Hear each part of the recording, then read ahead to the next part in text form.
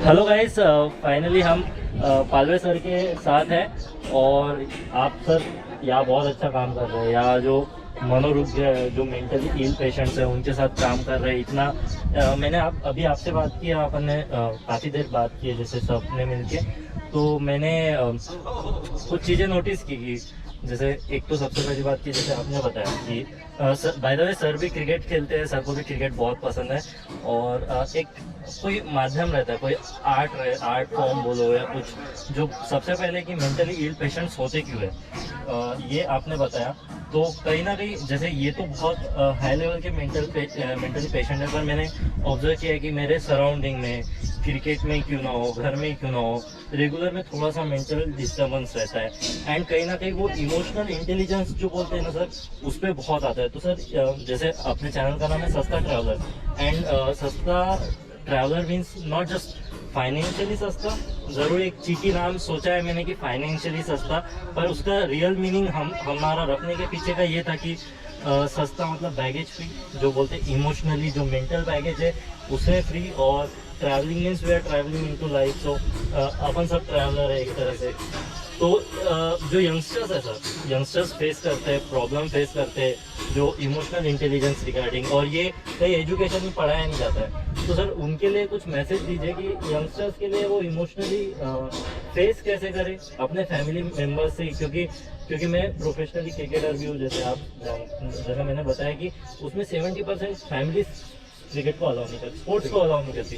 तो वो बहुत लोगों के लिए अर्निंग का सोर्स नहीं है, और वो एक सोर्स है जो मतलब उनको फ्रीडम देता है, और वो फैमिली सपोर्ट नहीं करती है। ऐसे सिचुएशन में भी इमोशनल इंटेलिजेंस कैसे मेंटेन किया जाए, तो आप जनरली इतना सब हैंडल करते, इतने पेशेंट्स को हैंडल करते, तो दर्शकों को बताइए, जो यंग लड़के देख रहे हैं उनको कुछ बताइए कि मेंटल स्ट्रेस बहुत जनों को आता है और सबको आना ही चाहिए। मेंटल स्ट्रेस आने का मतलब होता है कि आप उसका विचार कर रहे हो, आप उतने संवेदनशील हो। लेकिन एक बात रहती है कि जब आपको स्ट्रेस आए तब वो बाहर आना चाहिए। आउटलेट हर एक को होना चाहिए। बड़ा डैम रहता है, उसमें पानी भरता जाता है, लेकिन उसके लिए दरवाजे का प्रोविजन भी होता है।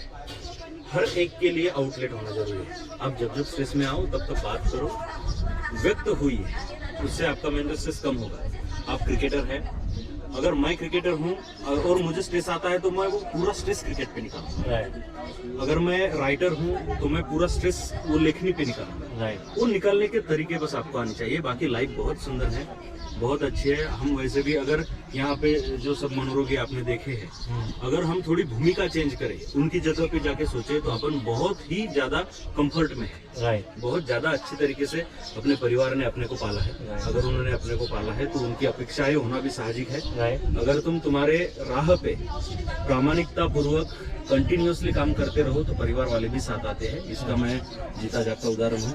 मेरे परिवार का विरोध था इसके लिए, लेकिन जब से उन्होंने मेरे प्रामाणिक और सातत्यपूर्ण काम देखा है, अब वो मेरे से एक कदम आगे रहते हैं काम करने के लिए। तो आप अपना काम करते रहो, प्रामाणिकता के साथ करते रहो और कंटिन्यूसली करते रहो। Thank you so much sir. ये मतलब जैसे आपने कहा कि अपने को अपने ये भी पहचानना जरूरी है कि मैं किस माध्यम से एक्सप्रेस कर सकता हूँ जिससे मेरा टेंशन रिलीज होता है या स्ट्रेस रिलीज होता है। वो बचपन में बच्चों को पता नहीं रहता, पर धीरे धीरे जैसे कि जो भी चेहरे पे खुशी लाए आपके, चाहे वो गाना हो गया, छोटी छोटी बात रहती है, उससे अपन कर सकते हैं। बहुत छोटी छोटी बातों में बहुत बड़ा आनंद होता है, और वही बस अपने को ढूंढना होता है। वो दिखता है और वो समझ में, चेहरे पे आंखों पे रोशनी अलग होती है।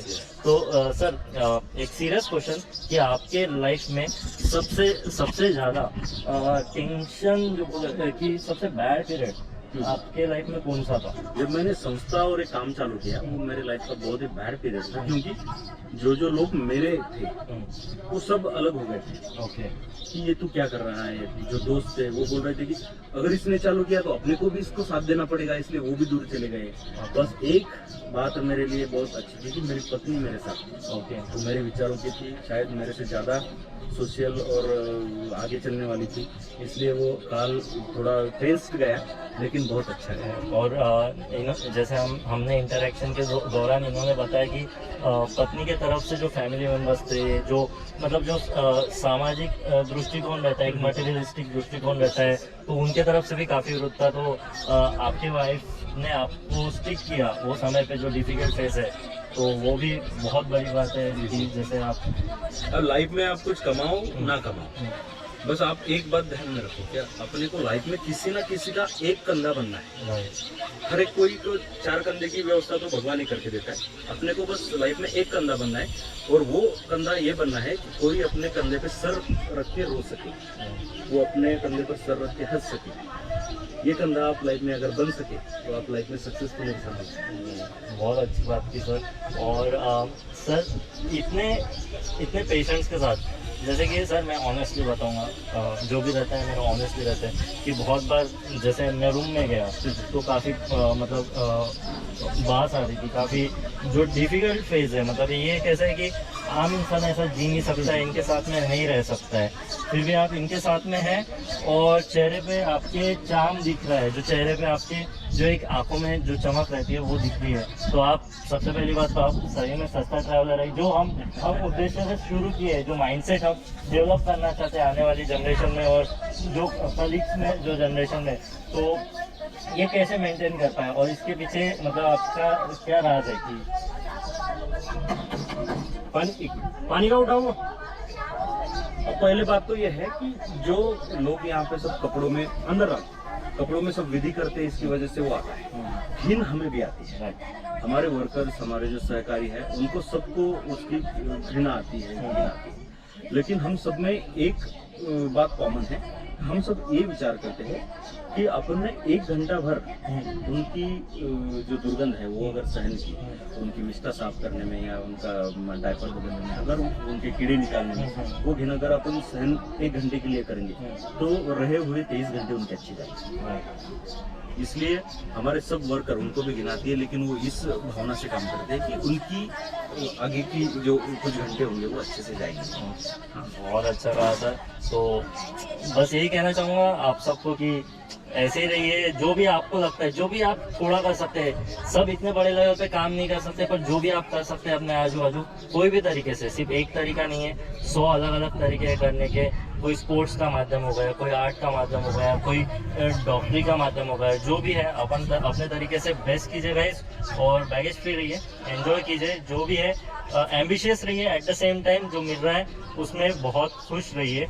That's the best thing, right. तो sir thank you so much हमसे जुड़ने के लिए, thank you so much sir.